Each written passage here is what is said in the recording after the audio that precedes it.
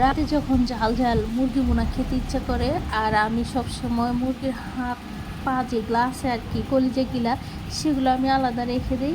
যখন আমার রাতে খিদে লাগে তখন আমি ঝাল ঝাল করে এভাবেই বোনা বোনা করে খাই।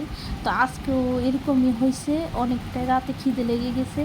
তো এখন তো রাতের প্রায় 1টা বাজে, এখন আমি কি করব সেটাই ভেবে চিনতে পারছিলাম না। তখন দেখতেছি ফ্রিজে কিছু মুরগির গিলা কলিজা আছে, আর সেগুলোই আমি চটপট রসা রসা করে ফেললাম। সাথে সবজিও ছিল। তো তো সব কিছু মিলেই কিন্তু খাবারটা অসাধারণ ছিল।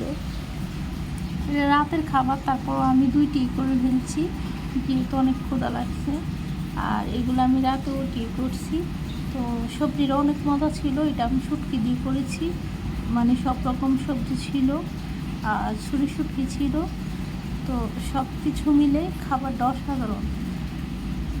আর সবজি কালার দেখেই তো বোঝা যাচ্ছে যে এটা কালার মানে মজা কেমন হবে। আর এইটা তো মানে কথাই নেই, এটা আরও অসাধারণ ছিল। তো সবাই ভালো থাকবেন, সুস্থ থাকবেন।